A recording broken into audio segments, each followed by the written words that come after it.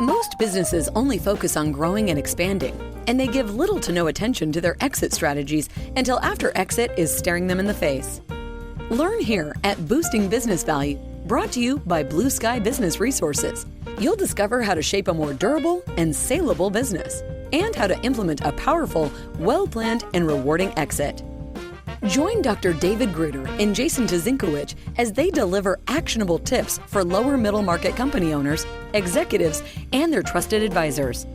Find out where your business currently stands, how you can meet your revenue objectives more reliably, and how to grow your venture to the next level, all with a smooth and fruitful exit in mind. Here are your hosts, Dr. David and Jason. Well, welcome back. This episode is the final part of our mini-series on the 3 inflection points that all businesses must master to achieve durability and long-term growth. And in this final episode in this mini-series, we're going to be diving into the 3rd inflection point, which is the bifurcation phase. And we'll go into all the details of that in a moment. But for those of you who are new to this Boosting Business Value podcast, I'm David Gruder, the business lifecycle exit planning and post-acquisition psychologist for Blue Sky Business Resources.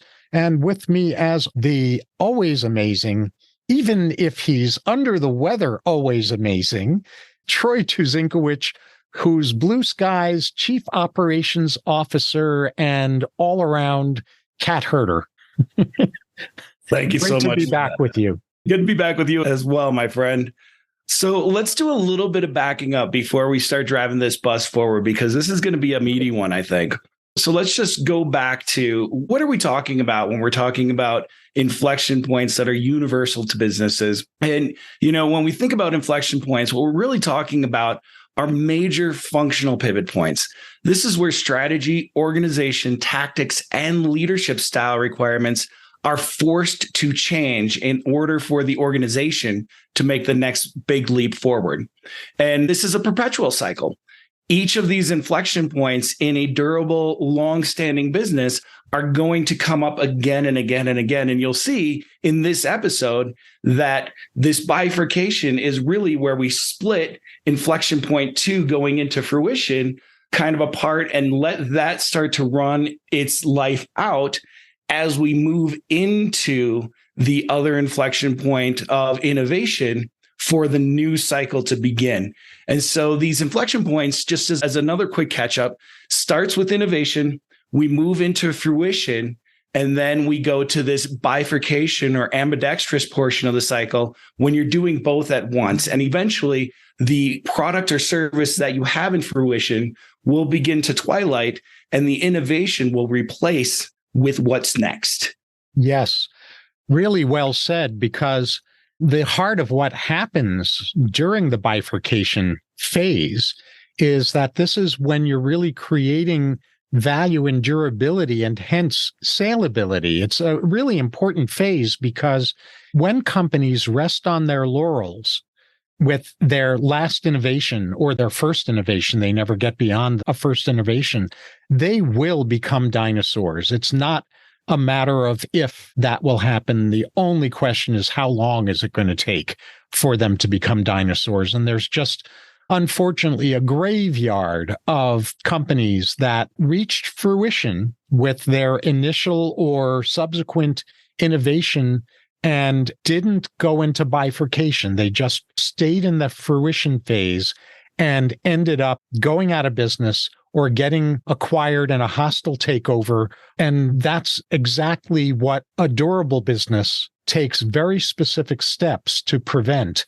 And the bifurcation phase is when those steps are taken. Well said. And I appreciate that. And, bifurcation is the hardest phase of running a business. We talked in the previous episodes, we talked about, an innovator has a difficulty and may not even have the right skill sets to lead an operation that's in fruition. And the great leaders and operators of fruition are typically not the best innovators. But now you need an executive team that can do both. And this is really tricky. And this is why so many organizations die when it's time to bifurcate, because it's so hard.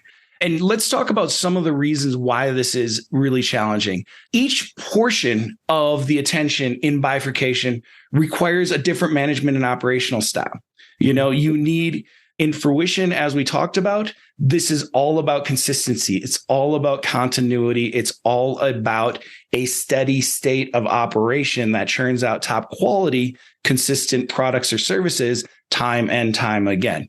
Whereas the innovation phase is all about change. It's all about failing forward and making the smart decisions based on this change, adaptability, and failure.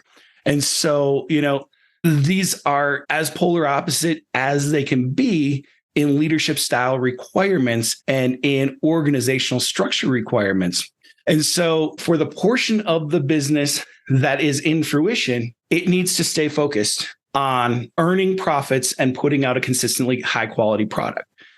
And the portion of the business that is now going into innovation needs to have the freedom to not have the same constraints, the same KPIs, the same expectations of profitability and consistency that the going concern has.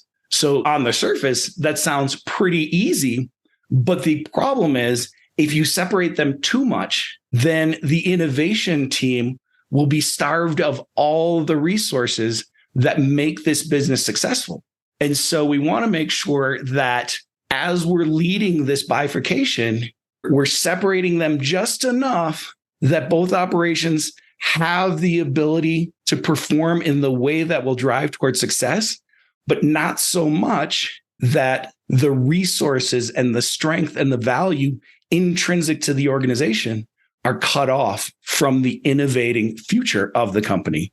Beautifully said. And what you've, I think, captured perfectly is the nature of the ambidexterity that is central to the bifurcation phase, the ambidexterity that the C-suite or the top executive team in the business have to grow into having for this phase. Or if there are individuals for whom growing into that is beyond their capabilities or beyond their interest levels, no harm, no shame, no fault, no blame. It's just time to replace them. And that is something that is part of what's hard throughout all of these inflection points, because CEOs, founders, and other chief executives in an organization, their responsibility is to continually become who the business needs them to be in order for it to succeed in its current phase, or they need to get out of the way. Their time has come and gone.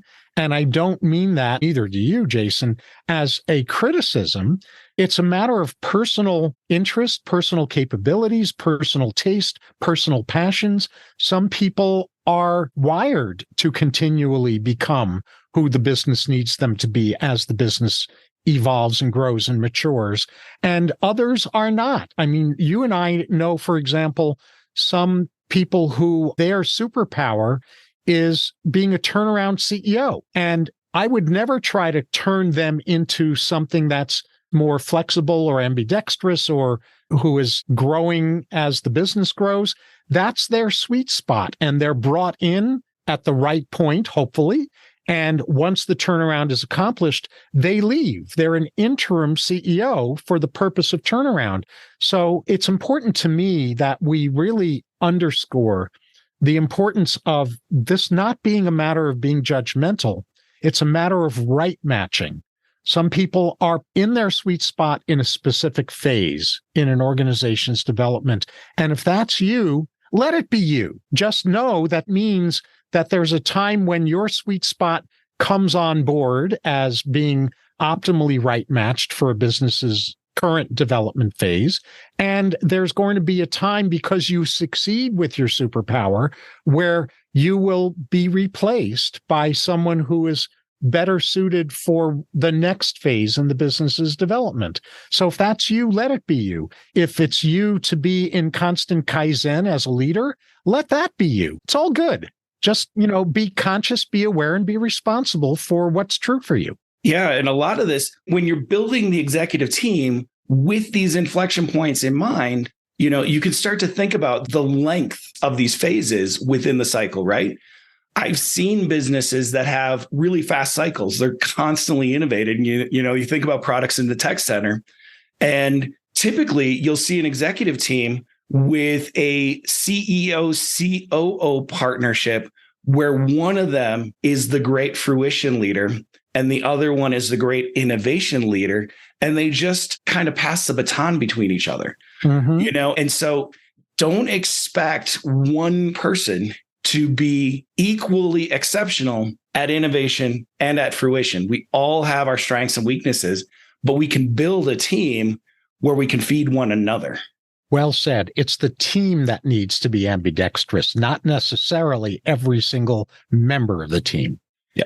So let's go into detail about the innovation adjustments during bifurcation. And you've already covered some of this. The autonomy and freedom and entrepreneurship that the innovation group in the bifurcation phase needs to have basically requires freedom from the KPIs that are used by the fruition folks and the metrics and the salary criteria and all of those, because they're back in the innovation phase, whatever is next for that business's development. So that's really important to be aware of and to implement. And it's also not identical to the first phase, the first inflection point, the innovation phase, in that in the bifurcation phase, innovation requires being more discerning about what you do and don't develop as the next innovation. Because if you develop an innovation that requires you to, for example, shift your whole focus on the customers or clients that you serve, that's going to be a really uphill struggle. Whereas if your next innovation is an innovation that the market you already serves is looking for next, that's more efficient generally. So that kind of leads into appreciating that innovation during the bifurcation phase can't be divorced from the bigger company, from the overall company's functioning. Or if it is divorced, if they go off completely siloed, fully siloed on their own, then what inevitably will emerge is resentment and poor buy-in and internal sabotage and fiscal challenges that should and could have been avoided if this version of innovation was handled right. And what that ends up leading to is internal losers inside the business. So this is all by way of saying that this is another aspect of why innovation during the bifurcation phase is not identical to innovation during phase one, inflection point, during the first phase, the innovation phase. And because of being ambidextrous, because you're doing both fruition and innovation of the next thing during the bifurcation phase, the matrix communication, your communication framework, can really be challenging because now it's more complicated. You're doing two focuses at once. And that really also makes human resource management more complicated. And of course, in the context of this episode, we're not going to go into all of the ins and outs of how human resource management becomes more complicated. It's just crucial to be aware of that and then make sure that your HR people are really literate in how to manage human resources during a bifurcation phase, because if your HR folks are not literate in that, they may need to be replaced, possibly, or they need to be up-leveled in their skill sets to deal with human resource management challenges that are specific to the bifurcation phase. So true. And, I want to build on that in a couple of ways, because it occurs to me there are going to be a lot of business teams that are sitting, listening to our podcast and being like, we've got an R&D department. They do great. Why are you wasting all this time on R&D and calling it bifurcation? We know what we're doing. And I'd like to caution you, Kodak had an exquisite R&D department. As a matter of fact, Kodak developed the first digital camera in their R&D department, but they were no longer a bifurcation capable organization. Right. And so they weren't able to bring their innovation that ultimately changed the world of photography to life in a meaningful way. And we all know what happened to them because of that. This bifurcation into agility is taking what R&D comes up with and building a business case around it and bringing that business case to life to the point where it can be turned into fruition, turned into profit. And so it's really important to keep in mind that these are different things, totally different beasts. But the other thing that in what you were saying, Doctor, about the human resource element of being bifurcated, you're so right. When you're starting a startup, you have to build all the bones of a business, right? In order to bring your product or service to life. When you're bifurcating inside an organization, a lot of those bones would be redundant, right? The payroll department, the cost accounting department, there are all these different divisions, even production lines. If you're creating products, you don't want to build a manufacturing line until you know that your product is viable and that your business case is viable. And so there's this requisite sharing where the innovators have to pull resources, whether that's human resources or whether that's production time or service time from the Fruition organization. And, this is where the Fruition side has to make adjustments too. Because again, this is the camp in the business that loves consistency. They love the status quo. They are really happy doing the exact same thing every day. And now we're asking them to change just a little bit. And that part is hard because you've got normal employees who are now have two masters. But one of their masters has a known, proven, and well understood compensation package that pertains to your ability to pay attention to that master. Your performance metrics, your output, your quality metrics, whatever it is. And this other new, different master is asking you to sacrifice your bonus to support them for what? To interrupt my status quo? And so you have to create, on the Fruition side of the company, you have to create new incentives and new structures to make it appropriate for these people to change their operations and to sacrifice one KPI in order to benefit another one without sacrificing their quality of work and without sacrificing the consistency of their income. And so that's something that is really tricky on the Fruition side. The other thing is the Fruition side is paying for innovation, right? Innovation by definition is not generating revenue. And so when you've got a really successful Fruition side, it's possible for the innovation team to feel like they have a blank check and to fall in love with an idea that might not be quite viable. And so balancing this relinquishment of the KPI control and the profitability metrics that we're used to now in Fruition, but also putting in guardrails so that we still act like innovators, we still act like a startup, we still act like we want to get profitability in a reasonable time frame is really important. And again, all of that comes back to what you were talking about before, which is being able to communicate across boundaries and beyond silos directly to key people to make these decisions and to manage these things appropriately. Really beautifully said. And I'm going to piggyback on one of your marvelous points about this kind of struggle and, unfortunately, too often conflicts between two archetypal energies in organizational functioning that are both equally important and very, very different. They actually counterbalance each other. And these are 2 out of 5 core archetypal energies that a C-suite needs to be mindful of, that is covered in the Nimble C-Suite book that Mark Smith and I co-authored. And those 2 counterbalancing energies I'm referring to right now are the magician and the steward. And what those energies are about, the magician is about transformation. It's about change. It's the innovation energy in an organization. And the steward is about stability, predictability, organization standards in an organization. And what happens, an organization where there's too much steward and not enough innovation, is that the company becomes undurable because status quo addiction is running the show, and the next innovation, the next phase in bifurcation never happens. So the company becomes a dinosaur.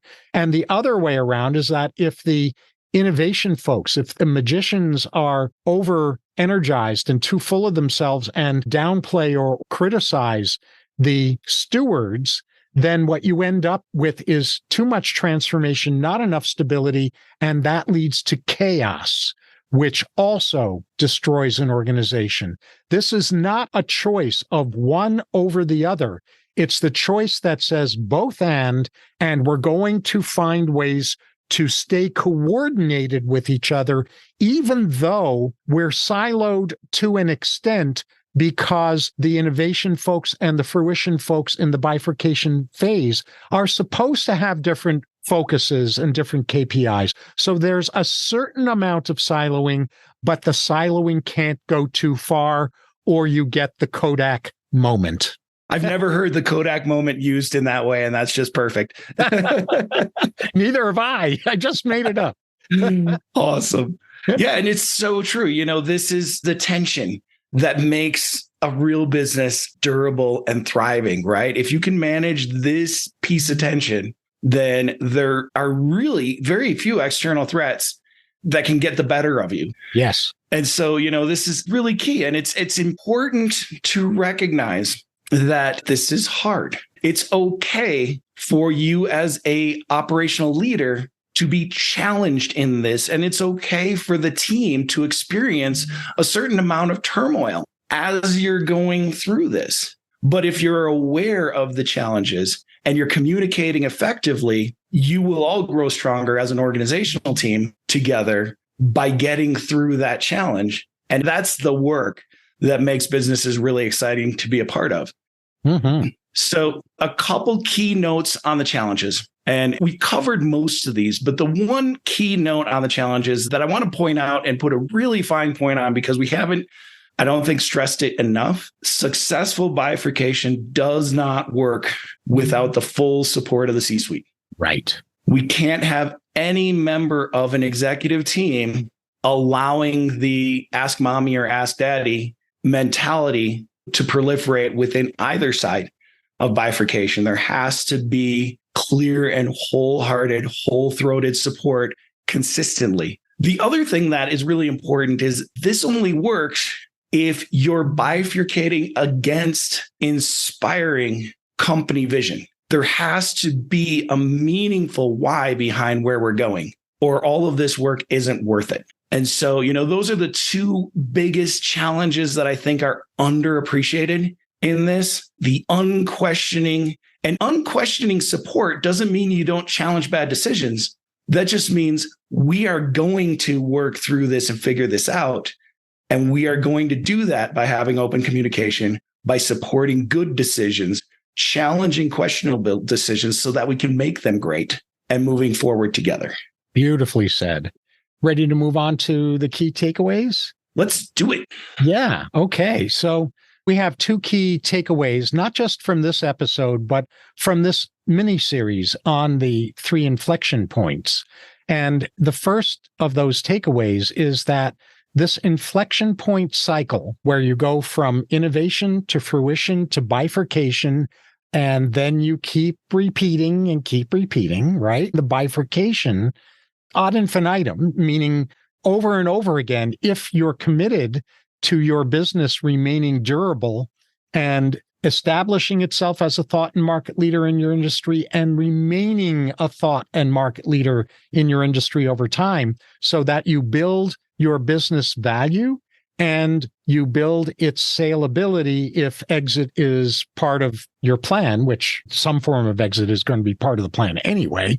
So the inflection point cycle can and must be repeated over and over and over again if you're dedicated to durability and boosting business value, which is why the name of our podcast is the name of our podcast. This is the heart of boosting business value right here.